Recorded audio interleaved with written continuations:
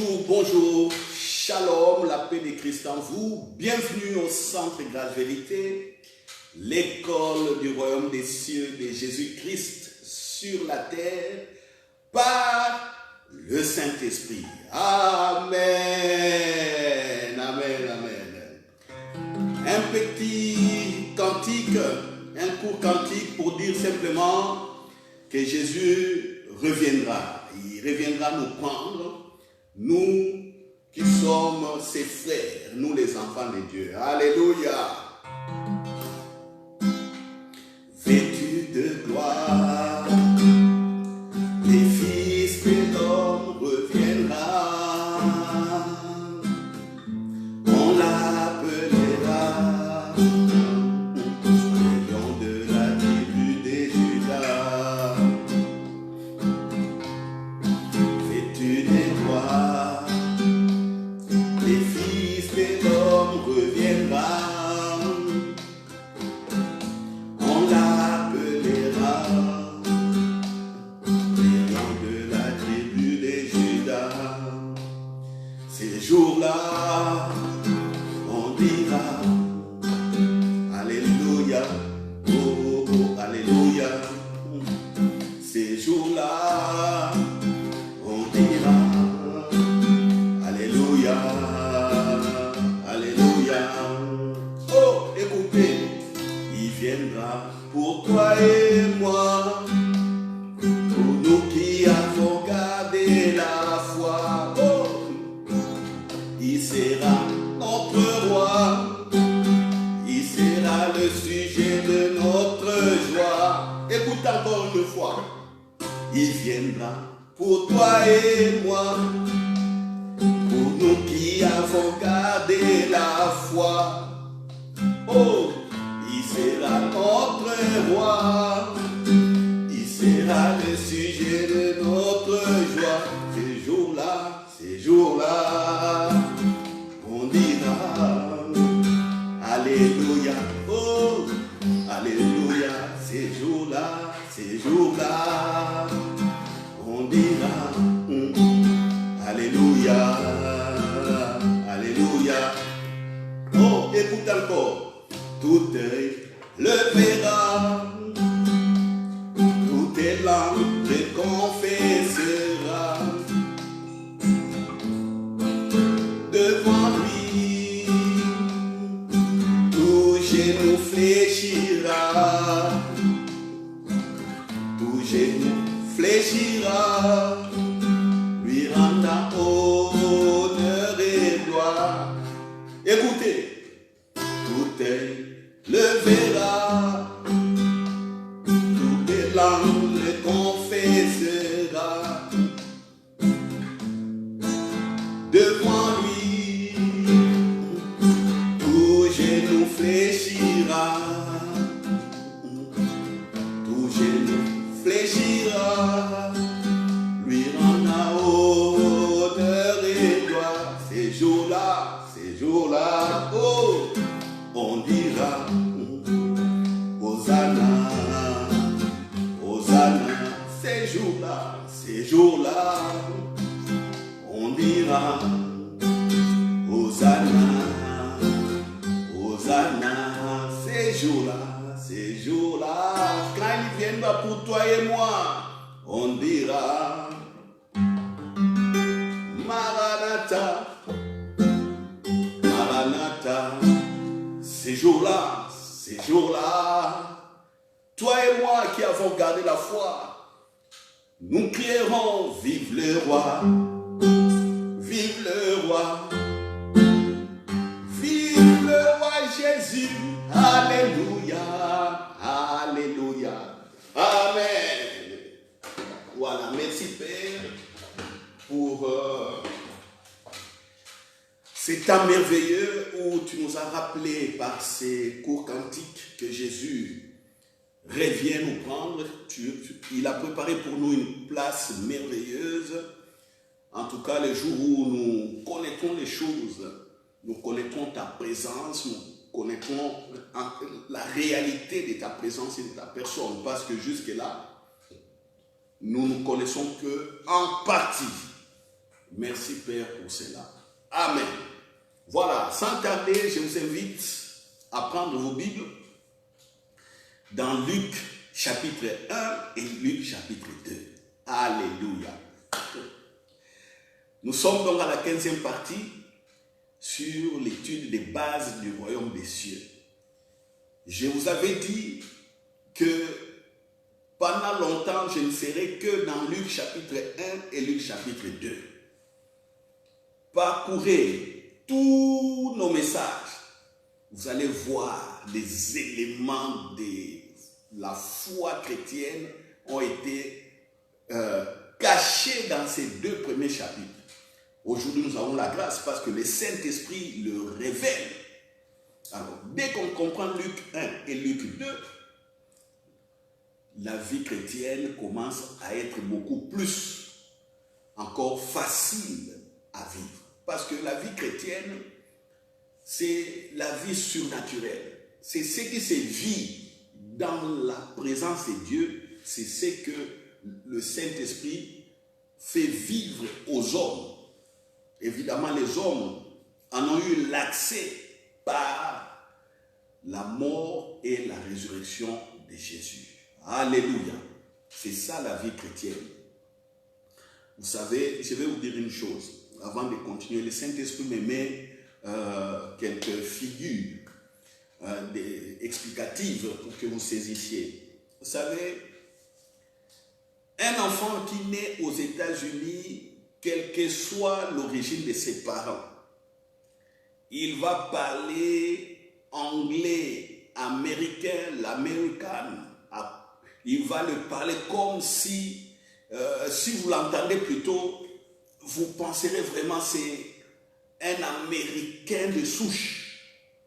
Mais si il est né en Afrique ou au Japon ou ailleurs, quand vous êtes en face de la personne, en ce moment-là, vous allez vous rendre compte que non. Je pensais qu'il est blanc américain, mais c'est un Chinois, c'est un Vietnamien, c'est un Congolais, c'est un Malien. Vous voyez, qu'est-ce qui s'est passé? C'est-à-dire l'environnement dans lequel l'enfant est né a influencé le langage de l'enfant, premièrement, a influencé deuxièmement sa façon de réfléchir, troisièmement, ça a influencé sa façon de poser des actes. C'est ce qu'on appelle la culture. La culture est très importante parce que toute notre vie est basée sur, en tout cas, la culture. Même si on néglige un peu la culture, on ne voit que la musique ou les sports. Non, toute cette manière de vivre-là, ça transforme, ça façonne la vie des individus. Alors, la même chose, un Américain ou un Japonais, né par exemple au Congo-Kinshasa ou à Abidjan, Côte d'Ivoire, vous allez l'entendre, s'il n'a jamais été au Japon ou il n'a jamais été retourné aux États-Unis, il a en tout cas la peau blanche, comme un Américain de souche blanche, ou un Japonais, comme on dit les jaunes, il va parler l'ivoirien. Je ne sais pas, en Côte d'Ivoire, on parle quelle langue? On parle aussi la langue de Ouest africain parce qu'il y a une grande tribu de Ouest africains qui sont là. Les Djoula, on appelle ça les Djoula. Il peut parler les Djoula selon le côté où il se retrouve, ou il peut parler d'autres langues.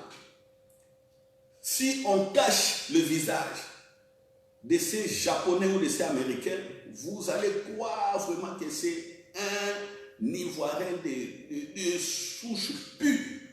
Mais si on les dévoile, la peau va vous surprendre. Vous voyez?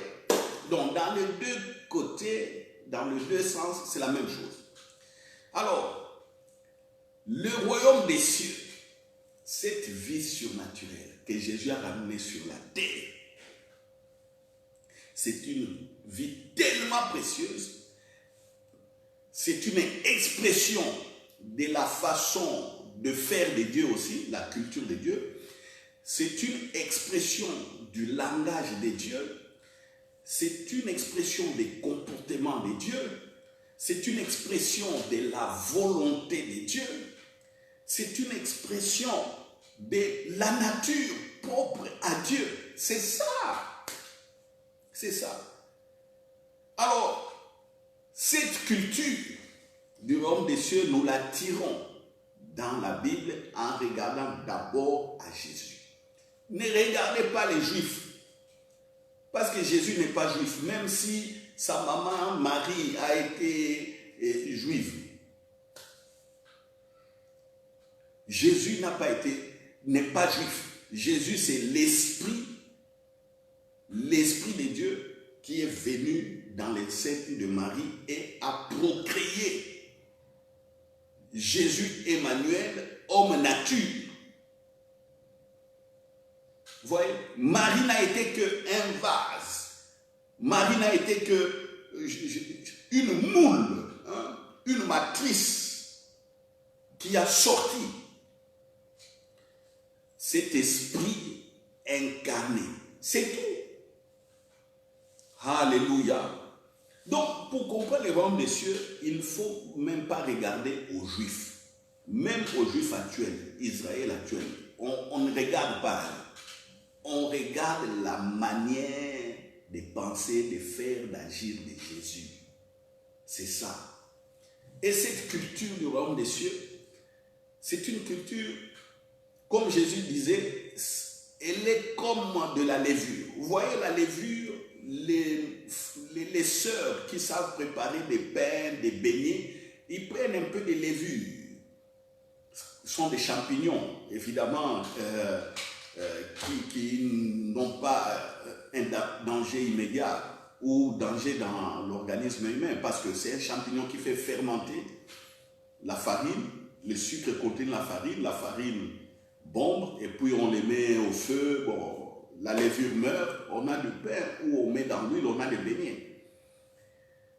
C'est comme la levure, comme disait Jésus. La levure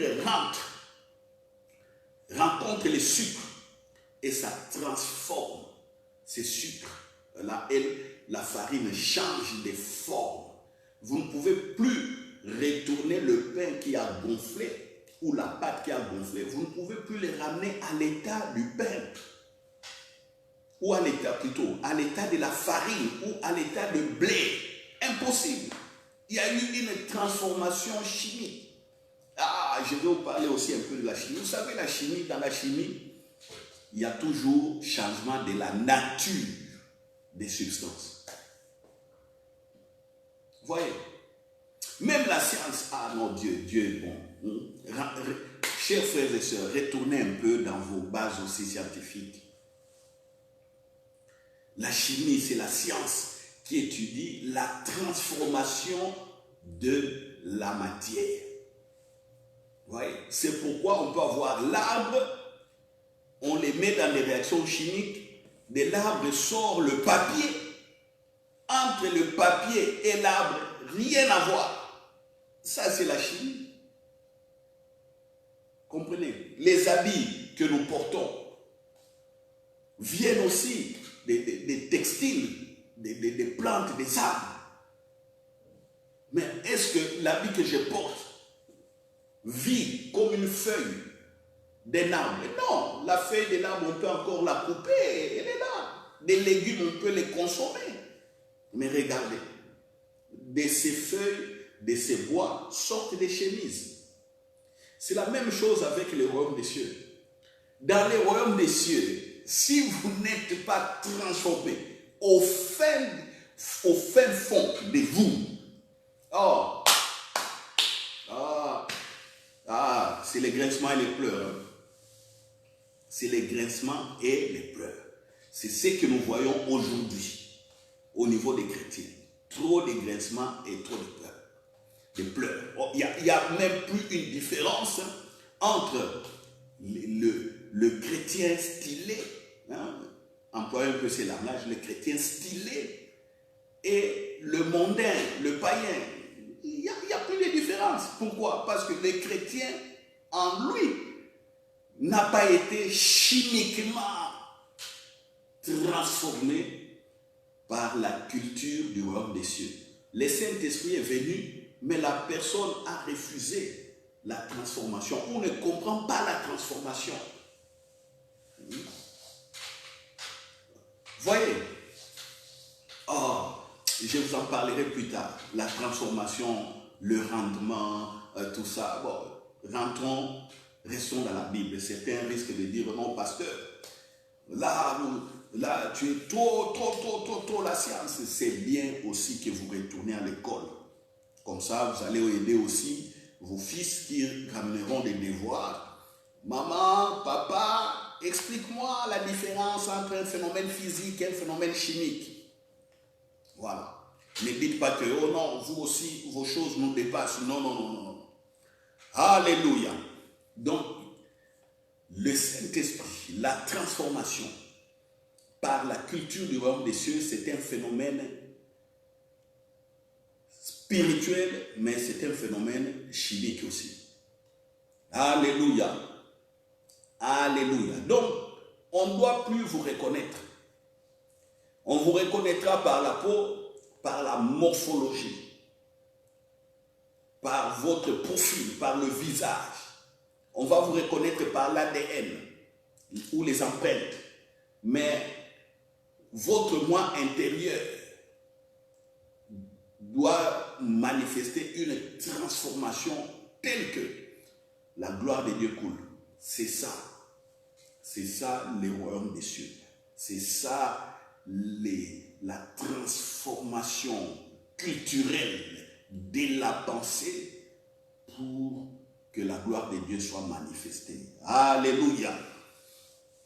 En tout cas, merci Saint-Esprit. Tu m'as donné des éléments, des prédications dans les jours à venir. Je vous parlerai de cela pour que vous soyez affermis. Bon, un des éléments de base dont nous avons vu le mercredi passé dans l'étude de base du royaume des cieux, nous avons parlé de temps. Savoir discerner les temps, savoir reconnaître le temps de Dieu. Parce que, vous savez, je vais encore y retourner pour que le peuple de Dieu saisisse dans quel temps nous sommes. Vous voyez, quand l'empereur César a écrit son édit, sa loi sur les recensements, là je suis dans Luc chapitre 2, il ne savait pas que le Saint-Esprit était derrière. Le Saint-Esprit était en train de le pousser pour que la prophétie que Ésaïe avait donnée 700 ans avant s'accomplisse. Je vous lis la prophétie. Tout le monde connaît la prophétie. Ésaïe chapitre 7, verset 14.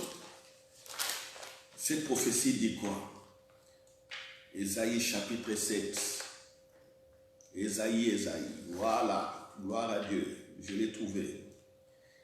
Ésaïe chapitre 7, verset 14. C'est pourquoi le Seigneur lui-même vous donnera un signe. Voici la Vierge deviendra enceinte, elle enfantera un fils et elle lui donnera le nom d'Emmanuel. Alléluia. 700 ans avant. Ça c'est Ésaïe. On écoute Michée maintenant. Michée nous dit ceci. Alléluia. Michée. Chapitre 5. Verset 1-2. Ça dépend des versions. Et toi, Bethléem, Ephrata, petite entre les milliers de Juda, de toi sortira pour moi celui qui dominera sur Israël et dont les activités remontent aux temps anciens, au jour de l'éternité. Ah, quelle parole! Ici, Michée dit déjà que non, Jésus est Dieu. Parce que ses activités, ses actions, sa vie remonte au jour de l'éternité. Donc, on dit qu'il est éternel. Et de Bethléem va sortir le roi. Prophétie donnée encore au moins 700 ans si je ne me trompe pas. Ésaïe, la Vierge deviendra enceinte, donnée au moins 700 ans. Et le roi César, ces jours-là, qu'est-ce que je sais pas, lui, il pensait bien faire contrôler l'empire. Il ne savait pas que le Saint-Esprit poussait afin que Jésus soit né, la prophétie soit accomplie. Vous voyez? Et la lettre, la décision a quitté Rome, a traversé des milliers de kilomètres jusqu'à Jérusalem. À Jérusalem, on a envoyé ça dans toutes les provinces.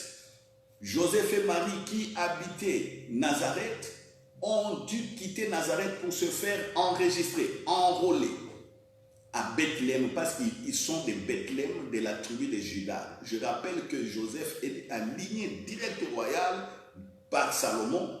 Marie est aussi de la lignée royale, mais les ascendants de Marie n'avaient pas droit directement au trône. C'est David, Salomon et les fils de Salomon qui commençaient à hériter du trône.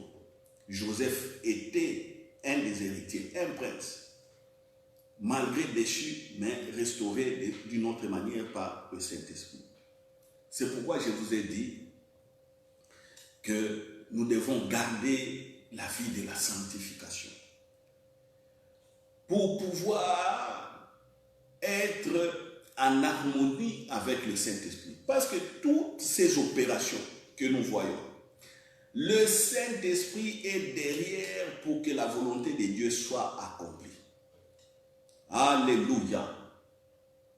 Alléluia. Ma sœur, mon frère, je vous parle. Le Saint-Esprit est derrière vous. Vous êtes en train de me regarder? Hein? Je vous dis et je le confirme, le Saint-Esprit est derrière vous. Il désire simplement votre attention, c'est tout, la coopération. Ici, la coopération, c'est de se retourner à lui et de s'attendre à lui. C'est ça, la coopération. Vous voyez, les Joseph, les Marie, les Élisabeth, les Zacharie, les papas Jean-Baptiste, à leur époque, c'était des manifestations soudaines de grâce. Donc vous êtes là, vous vivez cultuellement selon les rites que Dieu avait laissés à Moïse, qu'avait donné à Moïse. Ils allaient au temple, ils priaient je ne sais pas combien de fois par jour, ils récitaient leurs psaumes, et ils suivaient des lois comme ça, mais de temps en temps, Dieu venait se révéler à quelqu'un ou donner l'onction à quelqu'un pour accomplir la volonté.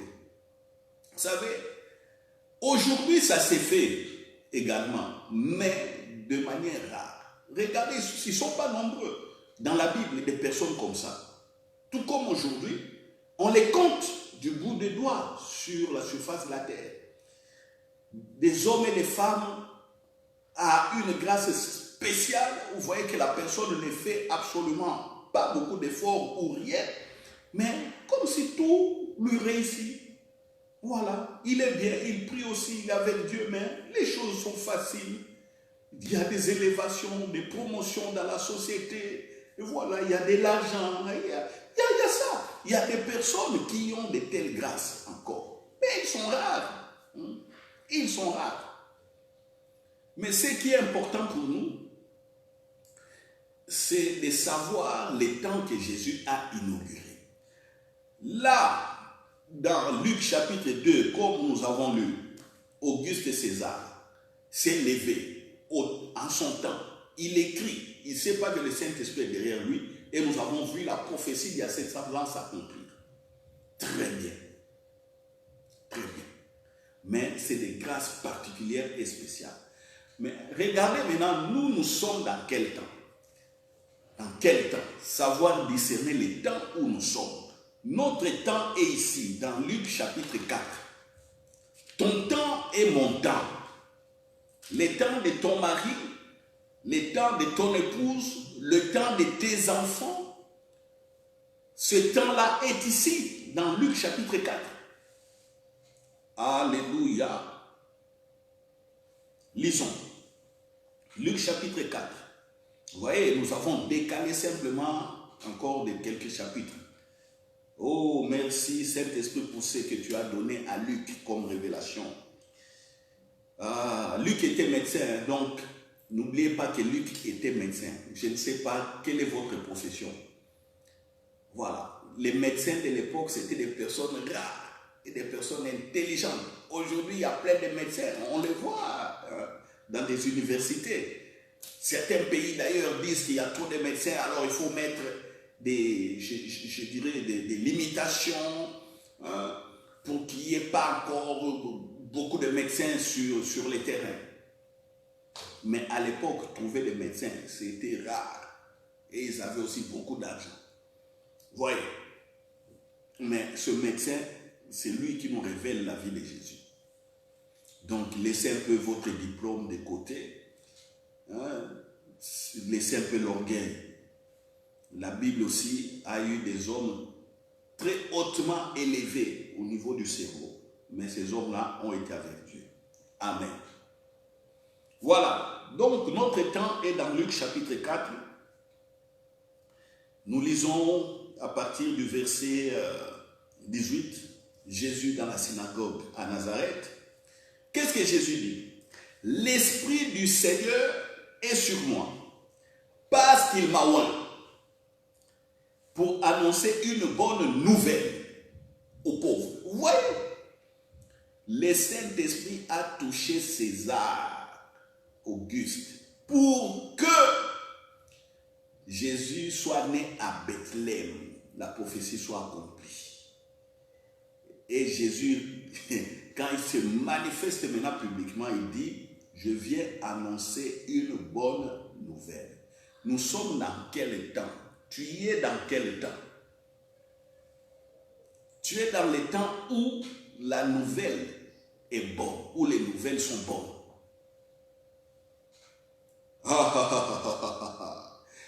Nous sommes dans les temps des bonnes nouvelles. On continue. Il m'a envoyé pour guérir ceux qui ont le cœur brisé. Nous sommes dans quel temps? Tu es dans quel temps? Tu es dans les temps de la guérison d'abord de ton âme, tes regrets, tes soucis, tes faiblesses, tes incompétences cachées à l'intérieur de ton cœur. Jésus est là pour te guérir, pour que tu saches que tu es capable aussi. Et au-delà, vivre aussi sur le plan de ta santé physique, la guérison. Alléluia. Nous sommes dans quel temps? Jésus dit pour proclamer aux captifs la délivrance. Nous sommes dans les temps de la délivrance. Un démon ne peut pas régner sur vous. Les sorciers ne peuvent pas régner sur vous. Vous voyez notre temps. Do you understand? Comme disent les Anglais. Je vais parler anglais dans ma langue maternelle maintenant. Et aux affaires du recouvrement de la vie, pour renvoyer libre les opprimés. Oppression, pas d'oppression sur ta vie. Et la plus grande chose, c'est laquelle? Au-delà de tout ça, il dit pour publier une année de grâce du Seigneur. Alléluia. Proclamer, publier une année de grâce du Seigneur. Mettons les deux choses. Auguste et César publient la loi, mais il ne sait pas que le Saint-Esprit est derrière. Jésus, né 30 ans après, il dit, il publie aussi. Mais lui, il publie quoi? La grâce. Donc, il installe l'année de grâce, c'est-à-dire un nouveau régime est venu sur la terre. Alléluia. Nous sommes dans quel temps? Est-ce que c'est le temps de la dictature de ton président? Ou c'est le temps des escroqueries de vos politiciens, où que vous soyez? Vous êtes dans quel temps?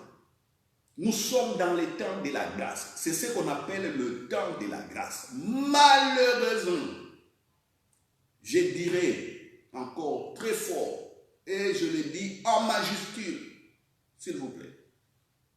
Je répète, je le dis en majuscule. L'année de grâce, le temps de la grâce est très mal compris. C'est pourquoi des défaites et des défaites des chrétiens. Jésus dit, tu es dans les temps de la grâce. Toi, tu t'élèves, tu prêches contre la grâce. Tu t'élèves, pasteur, tu dis que non, vous toujours la grâce, la grâce, la grâce, il faut sanctification.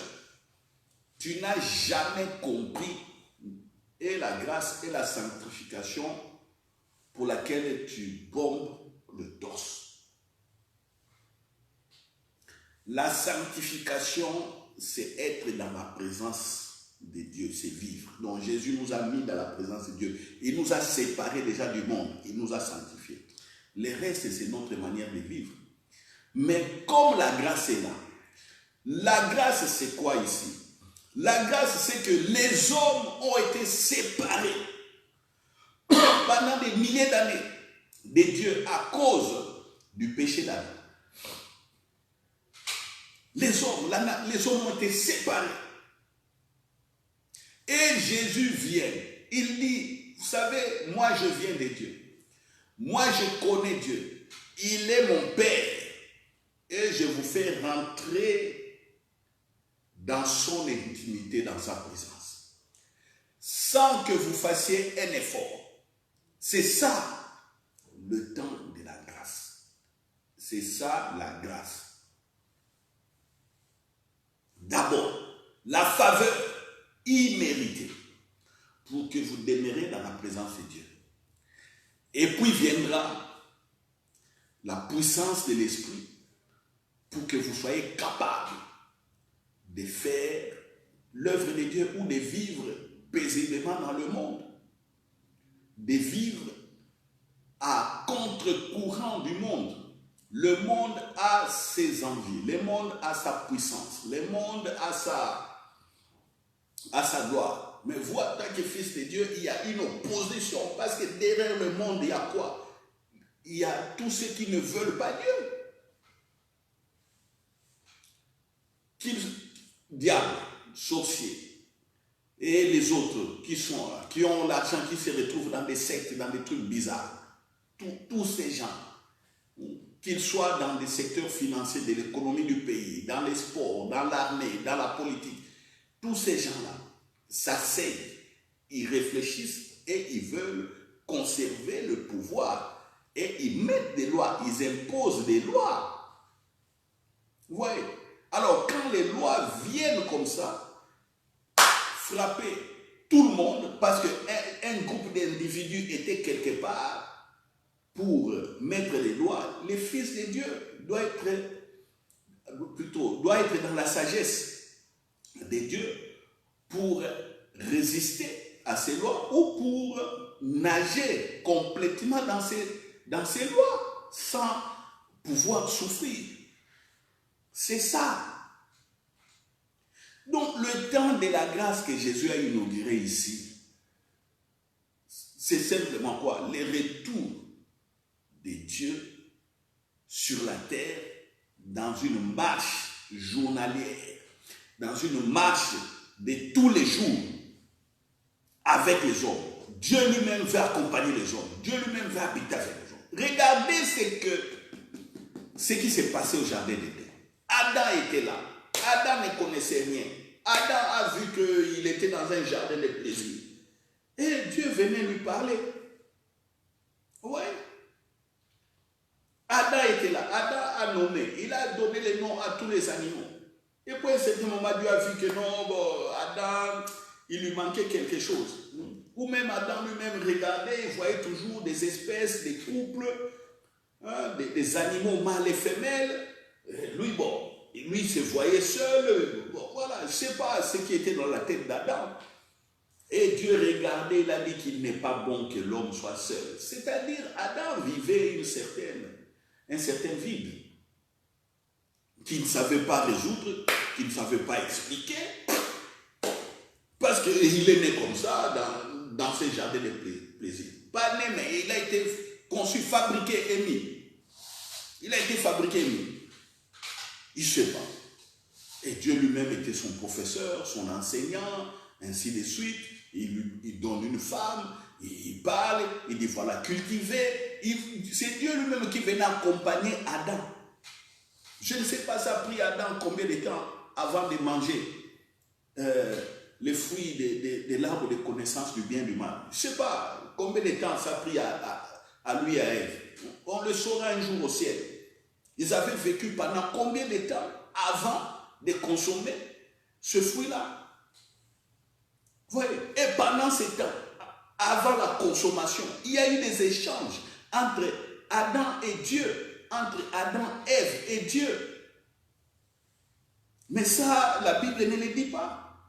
On ne le connaît pas, mais on le saura un jour. Voyez, quelqu'un qui est fabriqué, qui est mis comme ça, dans le luxe, et puis bon, le fabricant, lui-même vient de temps en temps lui donner coup de main, lui expliquer des choses. C'est ça la grâce. C'est ça la grâce. C'est ça. Et Jésus remet ce temps. Il dit, dès aujourd'hui, le temps de la grâce est là. C'est-à-dire, le Saint-Esprit viendra vous accompagner. C'est comme ça, ayant préparé les disciples, après 3 ans, il leur a dit, attendez, ne faites rien. Attendez que le Saint-Esprit vienne vous accompagner. Vous savez, la pensée de Dieu n'a jamais changé jusqu'à aujourd'hui. Dieu reste dans ses principes. Vous voyez? Donc le Saint-Esprit est là pour nous accompagner, c'est tout. Il nous a donné, par lui nous avons la garantie de cette nature de Dieu. Nos corps sont devenus les temples du Saint-Esprit. Et le Saint-Esprit nous accompagne tous les jours. Voilà pourquoi il faut l'écouter. Voilà pourquoi il faut accepter tout ce que Jésus a fait. Alléluia. Accepter comme un enfant. Nous sommes dans le temps où nous devons récupérer beaucoup de choses perdues. Accepter l'évangile, accepter l'œuvre de Jésus comme des enfants. On vous dit Jésus guérit, tu as la guérison. Dites simplement oui, amen. Ne commencez pas à discuter, voilà, tel est mort. Il priait. La médecine a dit ceci. Oh, voilà. Non. Non. Malheureusement, ce sont des pensées qui sont enfouies en nous. Au lieu de regarder nous-mêmes, de nous regarder avec la Bible, on regarde aux autres. Oh, ce frère-là est mort empoisonné. Mais la Bible dit que on ne va pas mourir de poison, mais qu'est-ce qui lui est arrivé? Toi, tu connais sa foi. Il y a des gens qui sont chrétiens simplement de nom. Ils n'ont jamais été chimiquement changés. Comme je l'ai dit là. Ils n'ont jamais été transformés. Donc, quand vous regardez la personne, il n'y a que le nom de Jésus qui part, qui sort de la bouche, et des actes religieux. Tantôt il va à l'église, tantôt il met des CD, il écoute la musique, tantôt ça. C'est tout. Mais la transformation interne, il ne sait pas. Il ne sait pas que le secours qu'il cherche, ce secours-là est déjà en lui, par le Saint-Esprit. Ils ne savent pas. Comme je vous l'ai dit toujours, à combien de personnes, quand je leur parle, ou je leur montre que leur temple, ou plutôt leur corps est le temple du Saint-Esprit, combien de personnes me disent merci? Ça change complètement la foi de beaucoup de personnes et leur manière de vivre. Et j'ai vu des miracles. Jusqu'à aujourd'hui, je continue à voir des miracles. Même moi-même, quand les choses m'arrivent, les difficultés, tout ça, je me dis, non, mon corps est le temple du Saint-Esprit, le Saint-Esprit en moi. Je persévère. C'est ça. Savoir persévérer dans l'œuvre de Jésus, c'est ce qui donne la victoire. C'est tout. Des victoires instantanées ou des victoires progressives. Vous finirez toujours dans la victoire. Toujours. Toujours. Alléluia. Alléluia. Vous savez, j'ai eu à traiter plusieurs cas dans des couples où les sœurs venaient me dire que non, ça n'allait pas à la maison avec le mari, voilà. Certaines avaient des maris païens, d'autres avaient des maris aussi chrétiens, entre guillemets, de nom. Des problèmes, des confusions, des déceptions. Les maris, tantôt les maris trompés, la femme, des choses comme ça. À quelques sœurs, je leur ai dit simplement ceci. Vous avez l'onction en vous. Quand vous allez dormir avec votre mari dans la chambre, imposez au mari la main simplement. Dites que tu es délivré. Je libère la puissance de Dieu sur toi. Je brise l'oppression sur ta vie. Tu déclares ces paroles. Vous savez ce que beaucoup de sœurs me disent, surtout quand elles prient. Toutes, sans exception, leur réponse. Ah, pasteur, j'ai déjà fait ça. Ah bon? Tu as déjà fait ça? Oui. Toutes, sans exception. Alors, moi, quand j'ai dit la même chose, ils disent, donc, cela voudrait dire que non, pasteur, ce que tu me dis de faire là, ça ne va pas marcher parce que je l'ai déjà essayé. Je l'ai déjà fait, ça ne marche pas. Vous voyez? Et c'est en ce moment-là que j'ai saisi simplement cette parole. J'ai dit, ma sœur, je vous confirme une chose, que votre corps est le temple du Saint-Esprit. D'abord, tu priais étant ignorant de la présence de Dieu en toi. Tu priais parce que tu as entendu les pasteurs ou un frère ou une sœur te dire, liez les démons, faites ceci, faites cela. Tu as fait ça comme un cours d'histoire. Tu as entendu l'histoire et tu es parti le faire comme ça. C'est pourquoi quand tu as vu que ça ne marche pas, tu penses que ce cours-là, il n'y a rien dans le cours et tu veux une autre méthodologie. Moi, je ne change pas de méthodologie. Je montre à la personne que son corps est le temple du Saint-Esprit. Deuxièmement, je dis à la personne, je le mets en confiance. Je dis, moi, j'ai l'onction, j'ai la puissance, je vois des signes et des miracles, je vais t'imposer les mains. Quand tu vas à la maison, refais la même chose. Tu vois certaines sœurs qui boudent, qui semblent hésiter, je les convainc. C'est-à-dire, je ranime leur foi, je donne des témoignages, je prends la Bible, je montre, je dis, j'ai l'onction, je t'impose les mains, va imposer aussi les mains à ton mari. Ah, tu vois, à ce moment-là, la sœur accepte. J'impose les mains, je dis, va. Quand elles allaient imposer les mains à leur mari, elles ont vu les maris changer. Certains ont vu des démons dans leur maison, comment les démons rentraient et torturaient les maris, leur couple. Et quand elle me téléphonait, elle disait, mais pasteur, j'ai vu ceci, j'ai dit, ce qui est révélé est condamné, c'est ça la victoire. C'est fini, il n'y aura plus rien. Il y a des maris qui sont rentrés dans l'ordre. J'ai même un cas où le mari avait quitté la sœur pendant au moins 5 ans. Je rentre, je pose un acte prophétique, j'ai dit, ton mari revient. Et ils ont dit, j'ai dit, qu'est-ce qu'il porte quand il vient de temps en temps voir les enfants. Oh oui, il porte quoi? Oh non, voilà, ses babouches sont là. J'ai dit, ok, ça c'est ses babouches, ok. Moi, je prends. Bon, à l'époque, j'étais aussi un peu rude.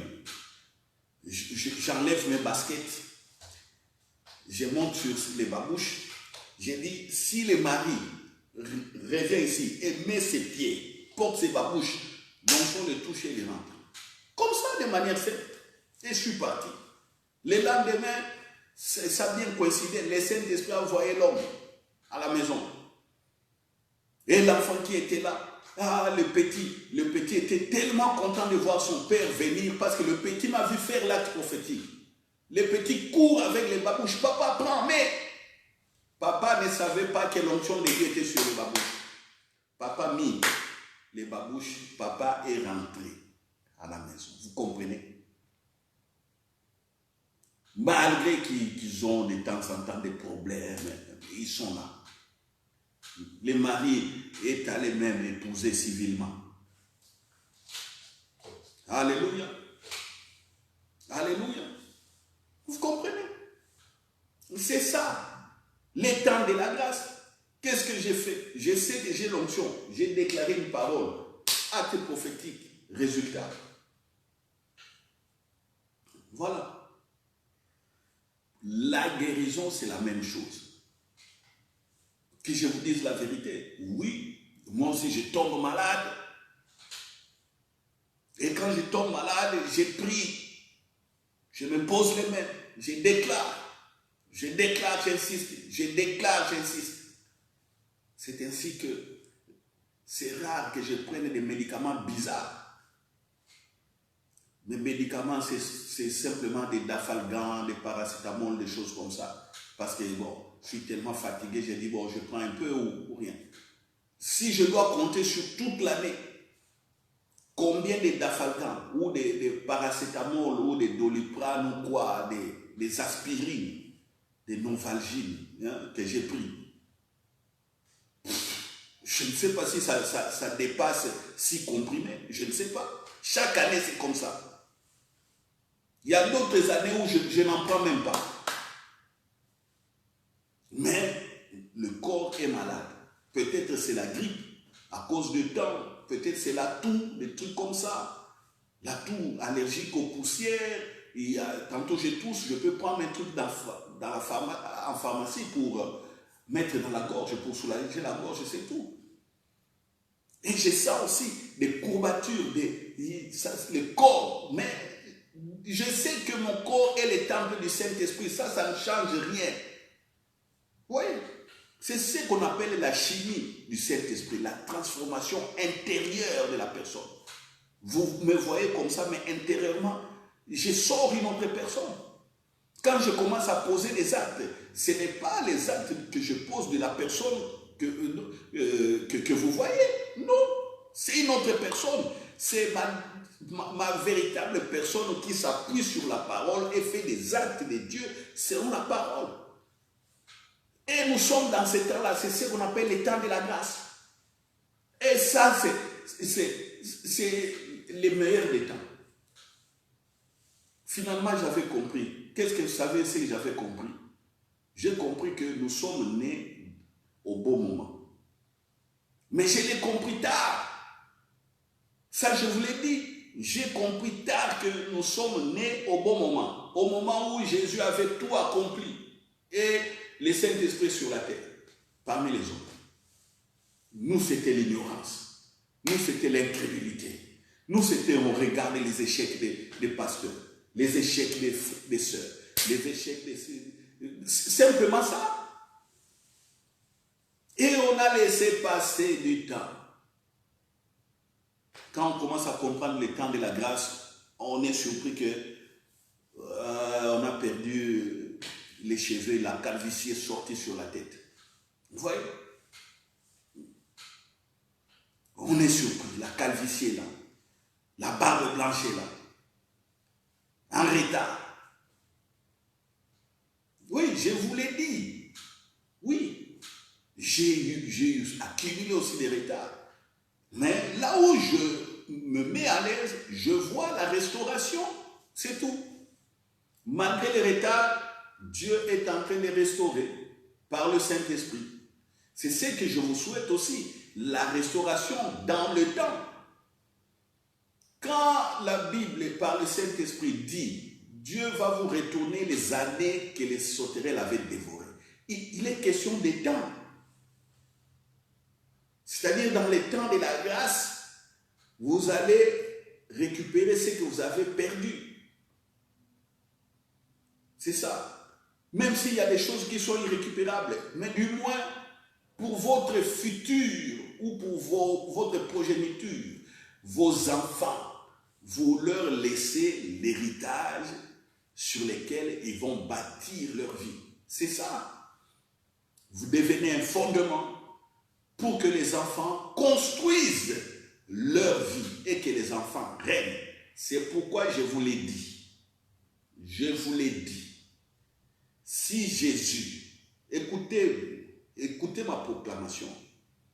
Je vous l'ai dit. Si Jésus ne vient pas nous prendre, et mes enfants, et moi, et mon épouse, dans les années qui suivent,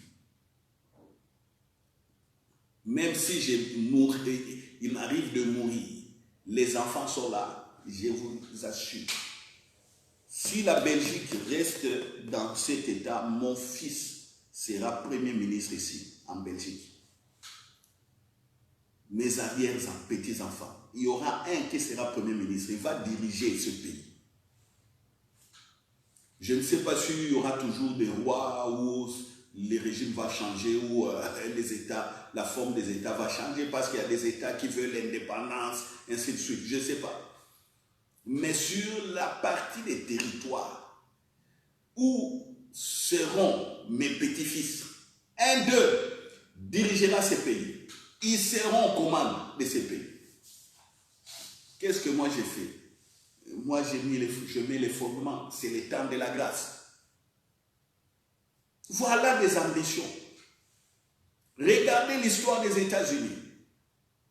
Beaucoup d'Américains qui ont eu de l'argent dans des voies correctes, des entreprises florissantes qui montent, qui font des bénéfices sans s'embrouiller dans l'illégalité, des politiciens, des militaires, des professeurs d'université, des intellectuels, des entrepreneurs. Regardez la racine de leur famille. Vous allez voir dans la racine de leur famille, un arrière-grand-père était pasteur. Un papa était diacre dans une église. La maman était, je ne sais pas, diaconesse quelque part. Regardez. Plein de petits-fils des pasteurs, c'est eux qui dirigent les États-Unis. Ils sont dans des commandes. Voilà. En Europe, nous vivons un cas comme ça. Angela Merkel, la chancelière allemande. Angela Merkel, elle est fille d'un pasteur. Et je vous dis, Dieu m'avait montré qu'Angela Merkel allait diriger l'Allemagne. Pendant ce temps-là, personne ne le connaissait. Je l'ai dit. Les gens qui sont dans mon église, mon ancienne église, le savent. Je l'ai dit à mon pasteur à l'époque. Je l'ai dit au pasteur où je vais régulièrement, mon frère, pasteur Zola en Allemagne. J'ai dit que je vois une dame diriger l'Allemagne. Qui est cette dame? Personne ne connaissait Angela Merkel. J'ai demandé au pasteur, c'était ma première fois de mettre mes pieds en Allemagne pour faire l'œuvre de Dieu. J'ai dormi chez le pasteur Zola. Demandez-lui. Si vous voulez, je vous donne son numéro de téléphone. Il peut faire un témoignage. D'ailleurs, je lui dirai de faire un témoignage vidéo par rapport à Angela Merkel, ce que je lui avais dit. Il va le dire. J'avais vu Angela Merkel diriger l'Allemagne, mais je ne la connaissais pas. Je vois une dame ici. Une dame, c'est qui? Est-ce qu'elle est bourgmestre? Comment l'Allemagne est dirigée? Je pose au pasteur Zola la question. Il me dit, bon, en tout cas, chez nous, dans notre province, ce n'est pas une femme qui dirige. Je dis, c'est pas possible. Mais moi, je suis ici, dans ta ville, Münster. Je vois en Allemagne une dame comme ça. Elle est qui cette dame? Non. Et puis un beau jour, les élections en Allemagne sont venues. J'étais chez moi, j'ai regardé les élections. On donnait Schröder vainqueur des élections. Schröder. Mais quand on a publié les résultats, c'était Angela Merkel. Entre les deux, c'était à couteau tiré. Même Schroeder, il pleurait. Lui qui avait tous les soutiens de l'Europe. Tous les soutiens de l'Europe.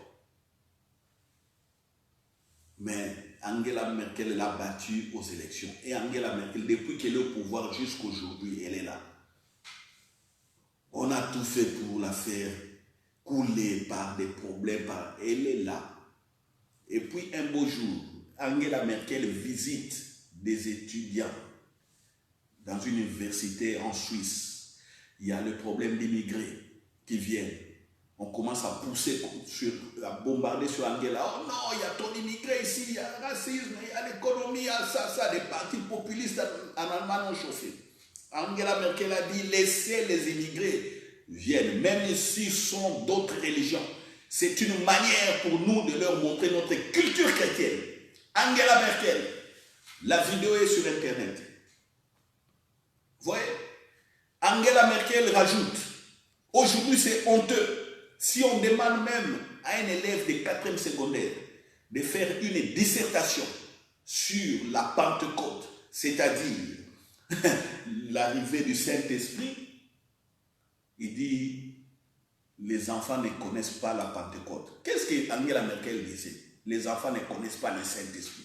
Cette dame a les clés sur le Saint-Esprit. Et voilà comment elle règne. Son papa est pasteur. Alléluia. Elle a été éduquée. Elle a été coachée. Elle a trouvé son chemin en politique. Et voilà l'expression des valeurs chrétiennes. Amen. Et comment il dirige l'Allemagne. C'est ce qu'on appelle le temps de la grâce. Dieu est revenu sur la terre. C'est ça. Ce n'est pas ce que vous croyez. Si on parle de la grâce, la grâce, oh non, il faut avoir un mari. La grâce, c'est quoi? Oh, avoir un travail. Oh, j'ai eu la grâce, j'ai eu le travail. Non, ce n'est pas ça. Ça, c'est des cacahuètes. Des cacahuètes. Des poussières. Oh, la grâce. Ah, la grâce. J'ai acheté une maison. C'est quoi ça? Cacahuètes.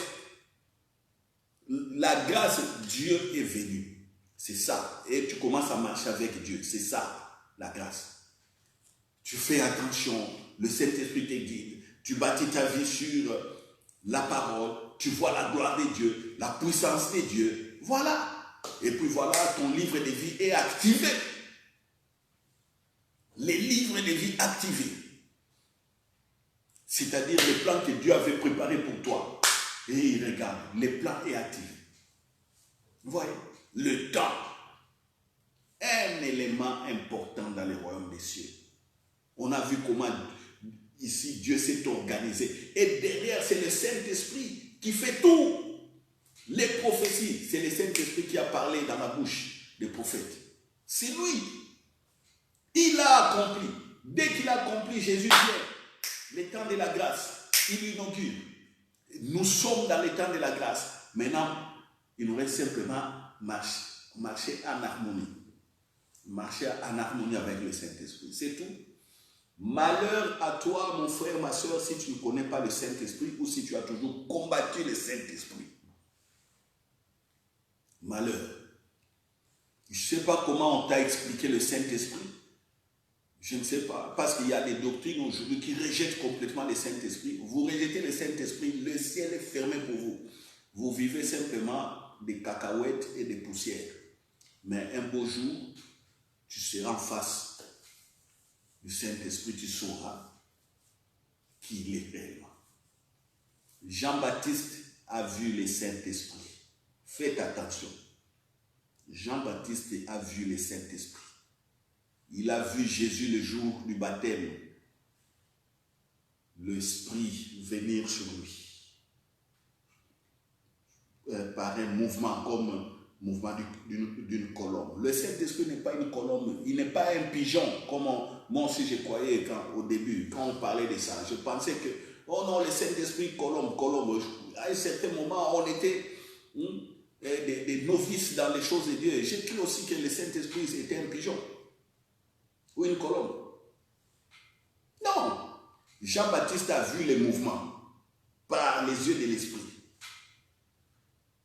Comme le Saint-Esprit est esprit, vous ne savez pas voir. Jean-Baptiste ne pouvait pas dire que non, j'ai vu les pieds, j'ai vu les yeux, j'ai vu... Non, il a vu les mouvements. C'est tout. Alors aujourd'hui, vous voulez voir le Saint-Esprit. Regardez à votre femme qui est chrétienne à côté, le Saint-Esprit en lui. Regardez. Le Saint-Esprit ressemble à qui? À ta femme. Le Saint-Esprit ressemble à qui? À toi-même. Parce qu'il est présent en nous. Il est partout en nous. Il est partout. Alors, il a pris ma forme. Il a pris ta forme. Tu veux voir le Saint-Esprit? Je répète. Regarde à toi-même. À ce moment-là, tu diras, est-ce que le Saint-Esprit a des yeux? Oui. Ce sont tes yeux. Il a des bras? Oui. Ce sont tes bras. Il a tes pieds? Il a des pieds? Oui. Mais ce sont tes pieds. Ah, le Saint-Esprit a les dents. Ah oui, ce sont tes dents. Voilà. Et puis quand tu sors, ah, le Saint-Esprit est noir. Oui, il est noir. Tu viens en Europe, oh, le Saint-Esprit est blanc. Oui, il est blanc. Tu vas en Asie, tu rencontres des frères et des sœurs qui sont courts comme ça. Comme les Vietnamiens, une partie des Chinois dans ces coins-là, il y a toujours des gens en petite taille. Et le Saint-Esprit peut mesurer 1,50 m. Oui. Tu quittes là-bas, tu vas aux États-Unis, tu vois des baraquets, des armoires à glace, des gens à 2 mètres. Le Saint-Esprit à 2 mètres, oui. C'est ça la vérité. C'est ça la vérité. Et beaucoup ont négligé le Saint-Esprit. Ils ont négligé. Ils ne croient pas. Dans certaines communautés, on change même la Bible. Quand ils changent du Saint-Esprit, au lieu de parler du Saint-Esprit, ils mettent leur leader charismatique. Saint-Esprit, c'est ton leader charismatique. Et on commence à adorer les leaders charismatiques. Voilà. C'est lui le Saint-Esprit, c'est lui. Faites attention, le Saint-Esprit est esprit. Tu veux le voir réellement, regarde à toi-même, il habite en toi. C'est tout. C'est ça la sagesse de Dieu pour votre foi. Alléluia. Donc, en résumé, aujourd'hui, c'est la 15e partie, si je ne me trompe pas, sur les études des bases, sur les éléments du royaume des cieux. Nous avons encore parlé du temps. Le temps que nous avons abordé à l'émission précédente, le mercredi passé. Aujourd'hui, nous avons parlé de notre temps. Nous sommes dans le temps de la grâce. Auguste César ne savait pas que le Saint-Esprit était derrière lui. Il a publié dans ses temps une loi qui a fait que la prophétie sur la naissance de Jésus a été accomplie. Ok. Jésus vient. 30 ans après la publication des lois de César, Jésus proclame le temps de la grâce maintenant. Il l'installe. Il l'installe par sa mort et sa résurrection. Et il dit le Saint-Esprit viendra pour rendre tout ça une réalité pour nous. C'est tout. Nous sommes dans le temps de la grâce. Alors, ça c'est de 1. De 2, pour ta vie et pour ma vie, Dieu a préparé un livre où il a tout écrit. Dans ce livre-là, il y a tout pour toi. Tu as perdu le temps, il n'y a pas de problème. Il est le Dieu de restauration. Ne regrette pas, travaille simplement par la foi. Sachez que tu es aussi un passager sur la terre, mais ce que tu auras sémé, bâti, ça sera un fondement pour la société future. Ta famille, tes enfants, les personnes que tu aimes, le pays où tu habites, la ville où tu habites, ainsi de suite. Voilà. Alors, en sachant marcher dans le temps comme ça, garder la sanctification. Troisièmement, ne péchez point parce que le péché attriste le Saint-Esprit. Ah, ceux qui aiment les péchés, je vous ferai plaisir de vous parler aussi. Même mercredi prochain, si Dieu le veut, le Saint-Esprit le veut, du péché. Parce que vous aimez toujours la sanctification, péché, bon. Mais je vous parlerai de ça d'une autre manière. Moi-même, je suis un homme de rigueur sur le plan de la sanctification. Pas simplement la sanctification du corps, fuir l'impudicité, tout ça, mais la sanctification au sens large. C'est-à-dire, je fais attention à ce que mes yeux voient, je fais attention à ce que ma bouche déclare, je fais attention à ce que je pense. Tout ça, c'est dans la sanctification aussi. Parce que nous sommes dans la présence de Dieu. Alléluia. Voilà. Faites donc attention à votre manière de marcher. Et le plus grand travail, c'est de rester à l'écoute du Saint-Esprit. Parce que c'est lui qui connaît les temps et les circonstances. Faites attention. C'est lui qui nous fait voyager. Nous avons la vie encore parce que le Saint-Esprit est en nous.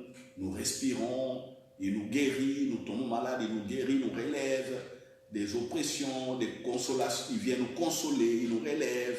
Voilà, il change par lui, nous voyons bien, nous voyons autrement, différemment. Selon que le monde pense, nous voyons différemment, c'est-à-dire nous avons la sagesse de Dieu, l'intelligence de Dieu, il y a tout ça. Amen. Vraiment, c'est les plus précieux. Quand vous aurez écouté ce message, je vous demande de les réécouter parce que ça sera téléchargé plutôt. Excusez-moi. Ça sera téléchargé directement comme d'habitude sur notre page Facebook. Veuillez les partager aussi surtout. Ne gardez pas ces messages simplement pour vous. Veuillez les partager. Vous avez des groupes. Vous recevez des lots comme ça. Non, ne gardez pas ça pour vous. Partagez. Et abonnez-vous surtout. Parce que quand vous ratez, dès que je télécharge, vous allez voir des notifications sur vos téléphones. Comprenez? Abonnez-vous massivement. Faites abonner aussi vos amis. Nous sommes dans l'école du royaume des cieux de Jésus-Christ, ici. Par le Saint-Esprit. Et vous ne serez pas déçus. Amen. Alors, maintenez ces seul à seul avec le Saint-Esprit dans vos temps de prière. Voilà. Si vous n'arrivez pas à voir les temps, mais votre cœur maintienne ce rythme de seul à seul.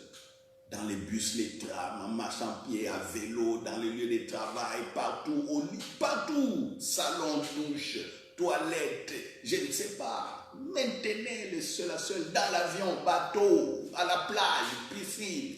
Maintenez cela. Alléluia. Alléluia. Écoutez le Saint-Esprit, toujours. Alors, je vous donne rendez-vous aussi dimanche à 11h pour la diffusion de la prédication. Je rappelle que nous avons encore des problèmes de technique pour faire passer notre adoration, la musique. Mais bon, si vous voulez ce live, venez à l'église. Écrivez-nous, nous allons vous envoyer l'adresse de l'église. Vous allez écouter comment nous adorons. Comment au Centre Grâce Vérité, on fait l'adoration et la louange selon le royaume des cieux. Alléluia. Alléluia. Toutes nos louanges et notre adoration, les chants, c'est basé par rapport à la culture du royaume des cieux. Venez les dimanches. Nous commençons les cultes à 10h. Et à 11h, nous lançons la diffusion de messages. Et je vous demanderai encore une chose précieuse, c'est de prier pour nous. Priez pour nous, que nous soyons toujours forts pour pouvoir distiller toutes ces vérités que le Saint-Esprit donne. Alléluia. Je vous aime, je vais prier. Père, nous sommes dans les temps de la grâce. C'est pourquoi je déclare guérison au nom de Jésus sur tous ceux qui écoutent. La maison de mes frères et sœurs leurs maisons sont envahies maintenant par ta présence active et manifeste. Au nom de Jésus. Tu es malade, touche là où tu es malade. Tu es guéri. Je déclare la guérison au nom de Jésus-Christ. Alléluia. Pour le travail, je te bénis, je brise la barrière qui vient sur toi pour que tu ne perces pas. J'ai brisé cette barrière pour que tu perces. Tes projets réussissent. Et surtout, que vous fassiez cette rencontre face à face avec le Saint-Esprit. Que Jésus vous apparaisse aussi, mon souhait. N'importe où il va, me semble bon. Que vous voyez Jésus apparaître, vous parler. Que vous voyez réellement qu'il est vivant. Que vous voyez aussi les anges qui vous accompagnent. Que vous entendez la voix audible du Saint-Esprit. Que vous ayez des visions claires. Alléluia. Au nom de Jésus. Recevez, frères et sœurs. Dites Amen. Oh, I love you in the name of Jesus. In the name of Jesus. Excusez-moi. Je dois bien prononcer le nom de mon Seigneur pour qu'on ne donne pas de connotations autres que ce que j'ai dit. Jesus in English. Jésus en français. Yesu en lingala. Mettez cela dans toutes les langues. Amen. À dimanche. Amen.